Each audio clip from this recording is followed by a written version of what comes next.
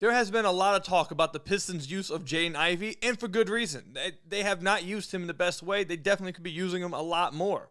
But is there another player in Ausar Thompson that has not been used correctly on the offensive side of the floor? We're going to talk about that in today's episode of the Locked On Pistons podcast.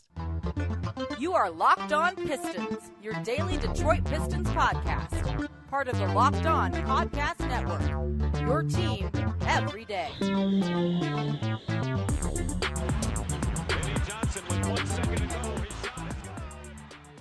What's the deal? Welcome back to another episode of the Locked On Pistons podcast. Per usual, I'm your host, Kuka Hill. You can find me over on Twitter at Kuka Hill. I want to thank you guys for making Locked On Pistons your first listen of every single day. We're free to available on all your podcast platforms. And if you haven't already, head to the YouTube channel at Locked On Pistons, hit that subscribe button, or leave us a 5-star review on whatever podcast platform you're listening to this on. That's another great way to support the podcast. And today's episode is brought to you by PrizePicks, the easiest and most exciting way to play daily fantasy sports. Go to PrizePicks.com/LockedOnNBA and use code all lowercase LockedOnNBA for a first deposit match up to $100. And guys, we are 20 subscribers away from 7,000 subscribers at the YouTube channel. So please, if you haven't already, go hit that subscribe button. Help us get to 7,000 subscribers by the end of the day before the start of the Pistons game. I'd love to see that happen. So if you haven't already, please hit that subscribe button. I'd appreciate it. Today's episode is going to be a little bit of a shorter episode. I've been boring you guys out with some long episodes lately. We've been going like 35 minutes, you feel me? We're going to go a little shorter. We're going to try to get straight to the point. So later on, we're going to talk about who fills in for Jalen Duren. We got an update on Jalen Duren's injury. We're going to talk about who fills in and how the Pistons can play without Jalen Duren. We'll talk about the risk of doing nothing, which is what it sounds like the Pistons want to do, or at least as of right now they're going to do. We're going to talk about why that's not a good idea and what can happen because of it. But I want to start off with the creativity surrounding the use of Ausar Thompson on offense. And if you guys listen to this podcast before the NBA draft, you guys will know that I was probably Ausar Thompson's biggest fan in the Pistons community, I believe. And I wanted the Pistons to draft Ausar. So when they finally drafted Ausar, I was geeked. I was excited as hell. And I think, despite the fact that he hasn't been great offensively, I think most people in the Pistons community are happy with him being the selection. I think most people in the Pistons community see his future and see just how great he can become already. And he's been exceptional, I think, defensively. I think everyone agrees that he's been absolutely exceptional defensively. But despite that, he's shooting 45% from the field, 14% from three, and 69% from the free throw line. He has a true shooting percentage of 50. Has not been great offensively. And that was an area that, at least shooting-wise, he was going to struggle with in the NBA. Now, he's struggling a little bit more than I thought he would shooting. If you guys remember before the draft, I talked about how he shot from NBA range in OTE. He shot around 29-30%. At the end of the season, he was shooting around 36-37% on pull-up jump shots as well. I thought that he was going to be a better shooter because of this than most people thought. I was wrong. I don't know how. I'm totally shocked and don't really understand. Because, again, he shot from the NBA range all season. And both seasons at OTE, they have the NBA three-pointer. So I'm just a little confused how he goes from shooting 30% the NBA three-point shot at OTE, and now he's shooting 14% and airballing a bunch of shots in the NBA. I'm confused about how that can be happening, but nonetheless, it is happening. And while he has to get better, he has to become a better shooter 100%. He has to become a better one in the future. There is so many different ways you could be using Ausar Thompson that I don't think the Pistons are doing, and they're doing him a disservice, and they're doing themselves a disservice. Throughout the offseason, after the Pistons drafted Ausar, I told you guys many different ways I wanted to see Ausar Thompson use. That he is such a versatile player and unique player offensively that it requires a certain level of creativity to use him. You can't just spot him up in the corner. You can't just, put the ball in his hands and say, hey, you go run pick and roll. There's different things you can do with him because of how unique of a player he is. For example, you could put Ausar at the 4 and run Cade, Cunningham, Ausar Thompson pick and roll. And then if they want to double Cade, or if Cade can hit Ausar Thompson on a bounce pass, going downhill. Who wants to get in front of Ausar Thompson going downhill?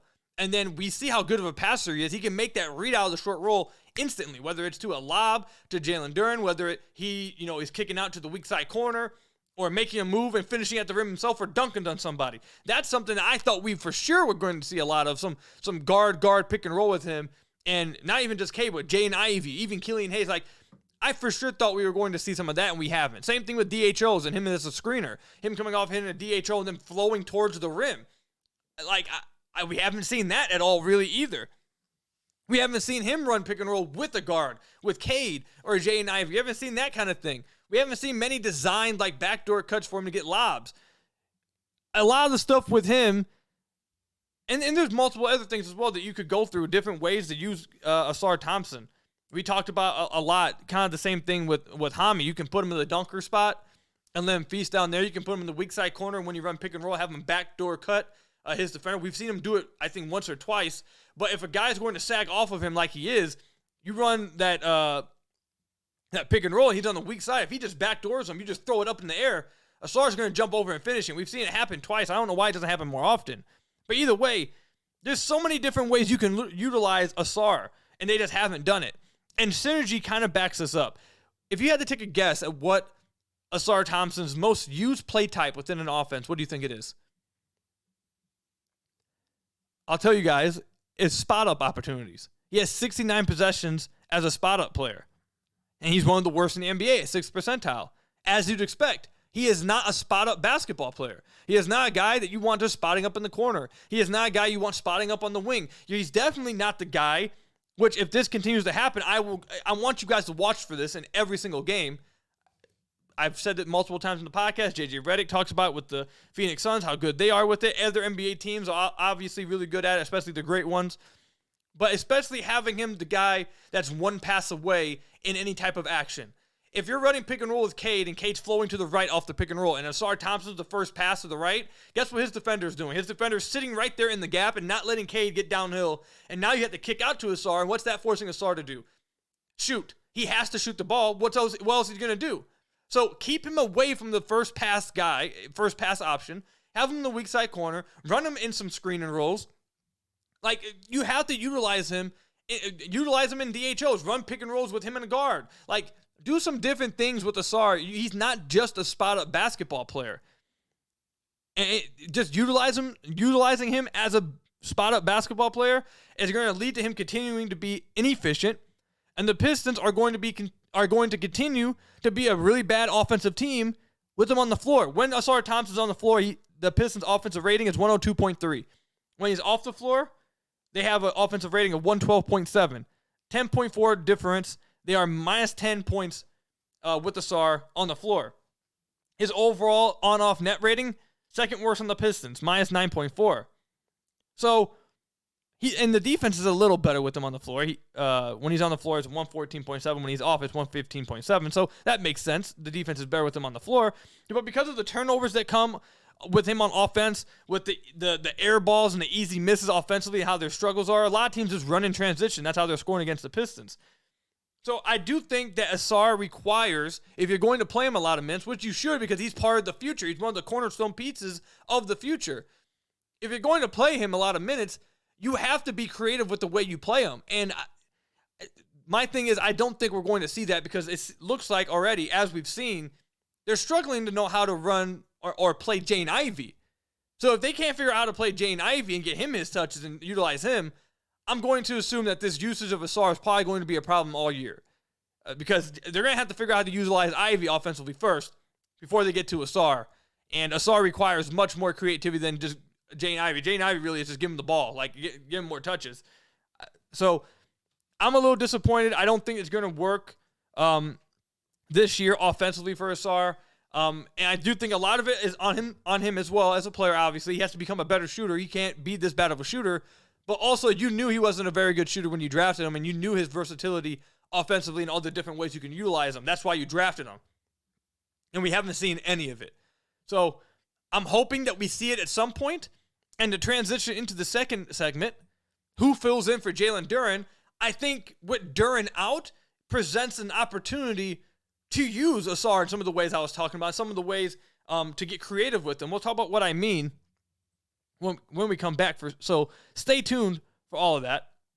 But first, I'm going to tell you guys about one of our sponsors, PrizePicks. So look, PrizePicks is the best daily fantasy option out there in North America. It's my favorite daily fantasy option out there. It's so easy, very self-explanatory, has every sport possible on there. And you might be asking me, Koo, what is PrizePicks? Well, you simply pick 2 to 6 players and you go more or less in their PrizePicks projection. You want to go more on Cade Cunningham's points. You want to go more on his assists. You want to go less on his assists. You can do all that kind of stuff, and it's not just, you don't have to stick with just one sport. You don't have to just stick with the NBA when you do it. You can go NBA and NFL. You can go NBA, NFL, NHL. You can go NBA esports, NFL. Like, you can go cross-sports entries, and it's one of the reasons why I think it's some of the most fun one of the most fun options out there with daily fantasy. I think it's obviously the best daily fantasy option out there. And there's a few other reasons why as well, not just with the cross-sports entry. This, to be honest, I think it's the best part about PrizePicks. PrizePicks is the only option out there that offers a reboot policy so that your entries stay in play even if one of your players gets injured. For example, if basketball and football games, if you have a player who exits the game in the first half, and trust me, anyone out there that's been a part of fantasy, that absolutely kills you. A dude goes down early and now everything's just screwed. If someone goes down in the first half and is not returned in the second, that player is rebooted. PrizePicks is the only daily fantasy sports platform with an injury insurance policy. And I know all of you are probably thinking, man, that could have saved me on so many entries. And trust me, it would. So that's why you should be going over to PrizePicks right now. So go to PrizePicks.com/LockedOnNBA and use code LockedOnNBA for your first deposit match up to $100. Again, go to PrizePicks.com/LockedOnNBA and use code LockedOnNBA for a first deposit match up to $100. That's what PrizePicks is. Daily fantasy made easy. So I want to thank you guys again for making Locked On Pistons your first listen of every single day. We're free and available on all your podcast platforms. Give me just a second, actually. Let me turn my microphone. I don't like how my microphone is set up right now. I wanted to turn it a little bit. But anyways, like I said, head to the YouTube channel at Locked On Pistons. Hit that subscribe button or leave us a 5-star review on whatever podcast platform you're listening to this on. That's another great way to support the podcast. And like I said earlier, we're 20 subscribers away from 7,000 subscribers. So please help us get there. Continue to grow this community. I'd really appreciate it from all of you. So moving into this next segment, kind of piggybacking off what we talked about with Ausar, Jaylen Duren is going to be out a minimum of 2 weeks. We got an update today, an injury report said that he's going to be reevaluated in 2 weeks. Now, as we've seen with the Detroit Pistons, with other players, just because a player is going to be reevaluated in 2 weeks does not mean they are returning in 2 weeks. That means reevaluate in 2 weeks is when we're going to get another update on them. So I highly doubt that he'll be back in 2 weeks. And if he is back in 2 weeks, I'm honestly going to be pretty, I won't say upset. I'm going to question that decision heavily. And I'm not going to agree with it probably. I'm going to be pretty skeptical of that decision, I guess. I think that's the best word. So I'd be shocked if he plays before the change of the new year. And I think we'll probably see him around mid-January, maybe end of January. I think that's my expectation. At the earliest, we'll see Jaylen Duren. However, with Jaylen Duren out, obviously this presents an opportunity, let's not use opportunity anymore. This represents or presents a problem for the Detroit Pistons. At the beginning of the year, you could have said opportunity. Now with them losing 19, 18 straight, it's like, okay, this is a problem for them to be having. Who's going to fill in for him? And how do they build their lineups and their rotation now without Jaylen Duren? So I think the first thing you do, for sure, I think you absolutely have to play Isaiah Stewart at the 5 in the starting lineup. I do not think you start Marvin Bagley, and I do not think for 1 minute do you start James Wiseman. You do not do it. Marvin Bagley has been jockeying with minutes for James Wiseman over the last few weeks. Neither of them are world beaters. I think Marvin Bagley actually has been fine in his role this year. As a backup big who plays maybe like 10 to 15 minutes a game, I have no problem with that. I actually think he's been fine in that role. His on-off net rating with the Pistons, they're 8.4 points better with him on the floor. James Wiseman, though, they're minus 7.8 points with him on the floor, or his on-off. So, yeah, I would not play James Wiseman at all. And if I have to play Bagley, I'd play him minimum minutes so you can just utilize his scoring, but I'm not starting him. So I think you have to start Stu at the 5. And if you do start Stu in the 5, utilize some more pick and pops. I think last week in one of the games, we saw the 3-guard lineups at first. You saw Isaiah Stewart roll into the basket with more spacing, and it looked a lot better. So I'm not saying he shouldn't roll to the basket ever, but part of the whole, stretch big thing is if you're going to have a guy at the 5 who can shoot, now you can really space the floor out. So I'd like to see Isaiah Stewart play at the 5 and then pop a little more in the pick and rolls and see how it looks with him as the lone big man and shooters around him. And now I think you know where I'm going with this. If Stu starts at the 5, I think the starting lineup should be Killian, Cade, Ivy, Bojan, and Isaiah Stewart. I think that is their best lineup right now with Duren out. I think that gives them the best chance to win, and I think they would have a chance to break their losing streak. I think they play really competitively in multiple games. The 3-guard lineup has played in 8 games together this year. They've only played 44 minutes, so it's not a crazy large sample size. We've seen it pick up. I think a lot of these minutes are just over the last 4 games, 4 or 5 games, that is. But in the minutes they've played together, like the eye test is backed up, and like I've said on the podcast, they are destroying teams. In those 44 minutes, they have an offensive rating of 113.0 and a defensive rating of 93.7. So they have a net rating of 19 plus 19.3.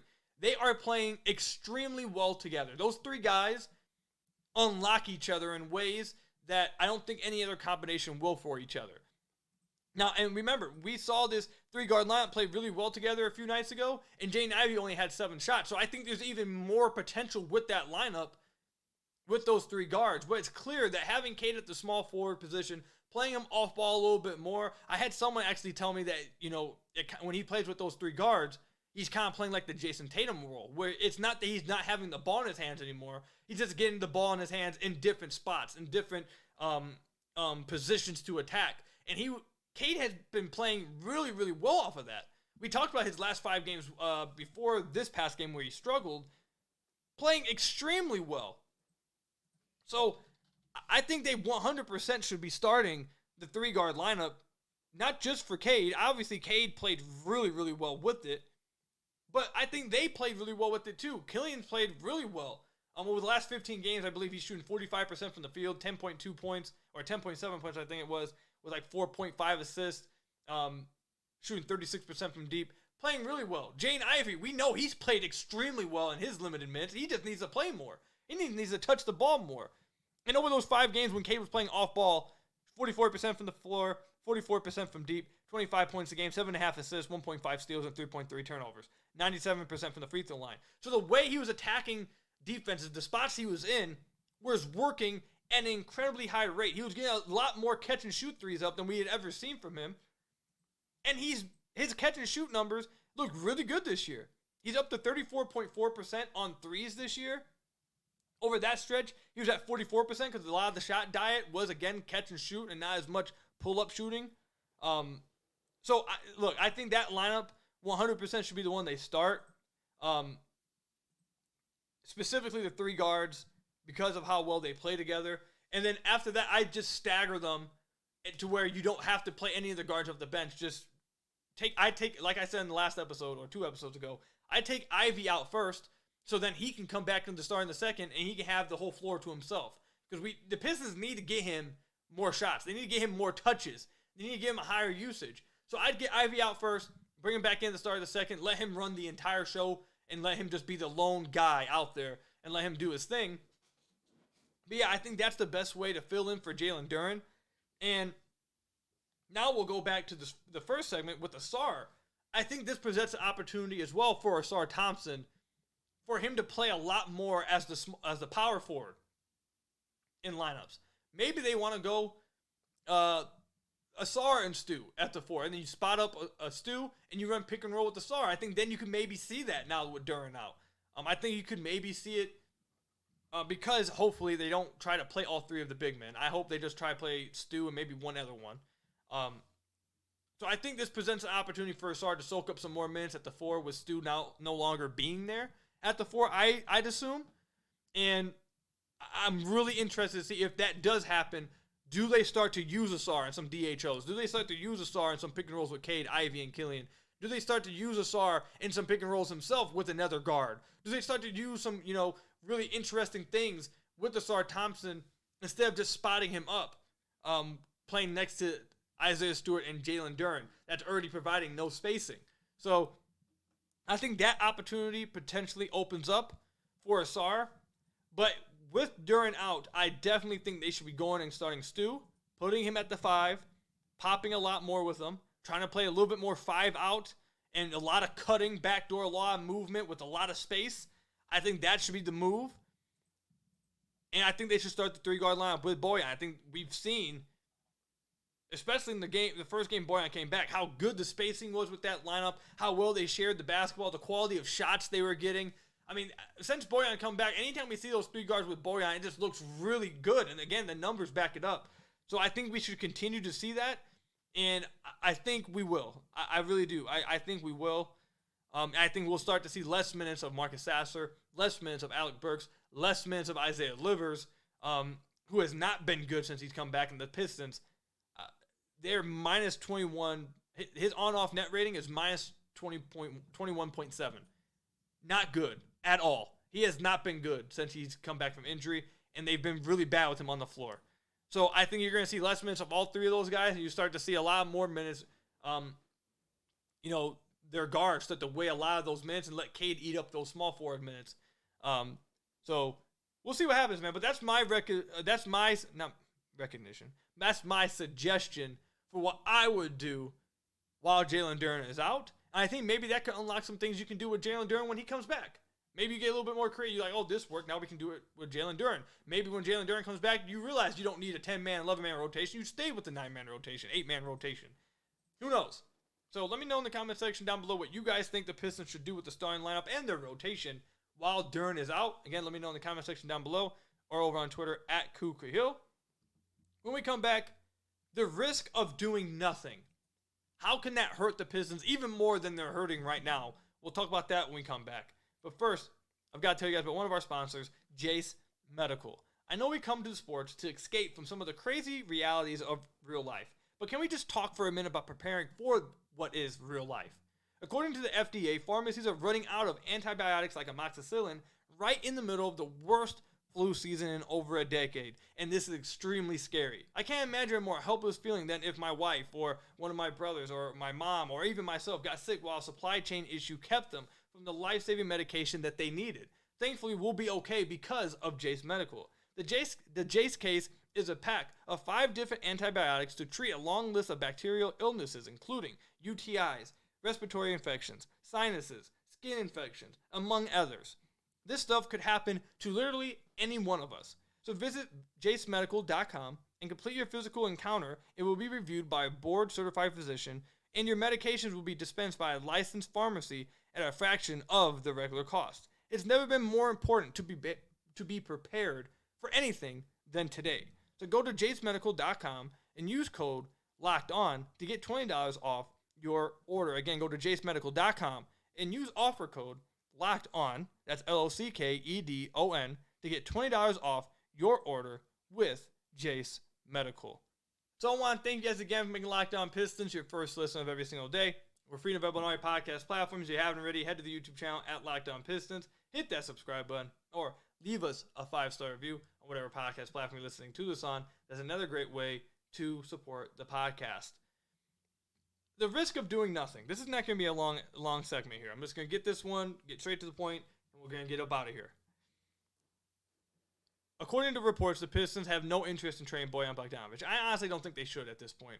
Bojan is the only thing on this team, only veteran on this team, the only player on this team with the adequate spacing and leadership for what they're going through right now. If they had started the season better, I would still be on the whole, if they weren't the worst team in the NBA, I'd be on the whole, try to get assets for Bojan so you can better size yourself up, or trade Bojan for the next piece. Like, that's why. And I still think that trading him for, the next big piece, if it's available, should still be on the board. But, yeah, no, I don't think you should be moving Bojan. You need him now for what the position you're in. And, honestly, it's their only possible chance of the front office and ownership of being able to say, well, if he was healthy, we could have. That's their only excuse. That's all they got left. So they have to keep him and hope that it actually pays off, because that's all they have. That's their only joker card they got. They ain't got nothing else. So, no, I don't think you should trade Bojan. But overall, The idea of the Pistons doing nothing and, Bojan returning to health, we're just going to let it play out. We're going to let them gel, and I think we can turn the season around. Like, that whole idea from the front office and ownership, yeah, if they do that, they are going to do so much more damage than we've already seen. And I don't think either they don't comprehend or they don't care.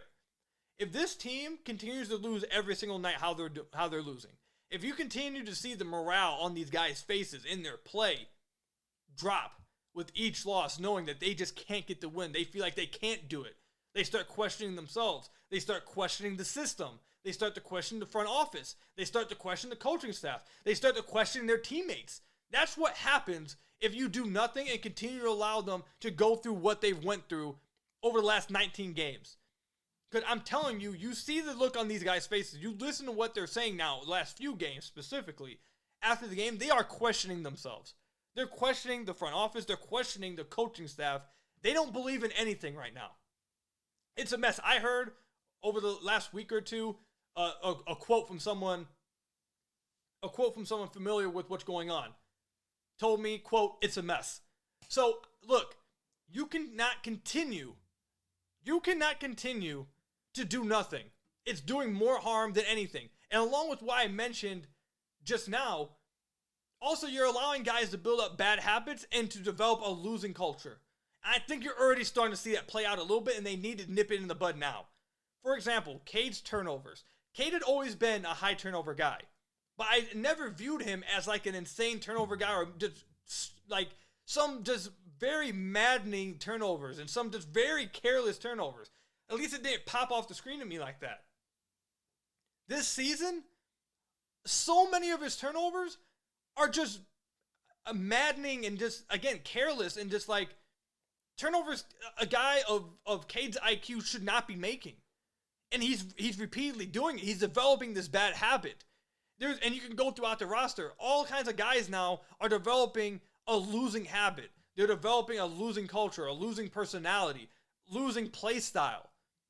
And because there's nothing else being brought in, there's no changes being made, they're allowed to just keep rolling the basketball out there and do the same thing on a nightly basis that leads to more and more losing, more and more embarrassment on a national level. Not only are you impacting their play styles, you're destroying their development, you're really hurting their skill set, you're also killing their mind. You're killing their psyche. They need to see because they don't believe in what's going on right now. I don't care what they say after the game, and even after the games, you're starting to hear a little bit more questioning, a little bit more uncertainty. They don't believe right now in what they're doing. They don't believe that they can win right now with what they're doing. They're trying. They want to win. But you can see it with how they play. You can see it on their faces. And you can see it with some of the losing behavior that we've seen, some of the losing habits that we're seeing this team pick up, especially in closing stretches. Like, for example, this game against Memphis, they were in control of this game against Memphis. And then in the third quarter and the fourth quarter, the same bad habits, the same losing habits started picking up. And once it starts, I feel like at the beginning of the year when they had a mess up, when they turned the ball over and stuff started to go, against them, they didn't fold. They believed. They were very strong in their belief, in their system, in their play, in that, hey, if they punch us in the mouth, we're going to punch back. We keep doing what we're doing. We'll come out on top. 19 straight losses later, you have seen, everyone has seen, anyone who's watching the games, when they start to turn over the ball, when they start to mess up, they fold instantly. It's over. As soon as they start to mess up in the second half, they immediately lose belief. Like, oh my God, here it comes again. And then they start pressing. They start pressing really bad, and then they stop believing. They start doing the same thing over and over. They start being antsy. It messes with their mind, their psyche. This is killing them. The Grizzlies, they were up by 8 points. Desmond Bane came in, scored 8 straight points, tied the game. They come out to tie him out, continue to turn the ball over, and it was over after that. It was over. They got punched in the mouth, and they folded instantly. And we've been seeing it. I just punched my desk on accident. You've been seeing it on display for each game during this losing streak get worse and worse and worse and worse as each game goes along. And I'm telling you, if they continue this team, this front office, to do nothing and just continue to roll out the same stuff over and over, this will continue to get worse. It will get worse. And it will not help anybody. So they need to do something needs to happen. I am completely against the idea of, oh, we're just going to sit back and do nothing. And, at some point it'll turn around and we can say, it worked. Like, no. You're doing more damage to these young guys than you even possibly imagine. So that's where I stand with it. Let me know what you guys think about that. Comment section down below or over on Twitter at Kuka Hill. That's all I've got for you guys today. Thank you guys for making Locked On Pistons your first listen of every single day. Hit that subscribe button to the YouTube channel. Help us get to 7K before the start of this Pistons game tonight. And until next time, I'll see you guys later. Stay safe out there. I'm sorry for my dog barking at the end. Someone knocked on our door. If you guys heard that, I'm sorry about that. But anyways, until next time, I'll see you guys later. Go Pistons. Peace out.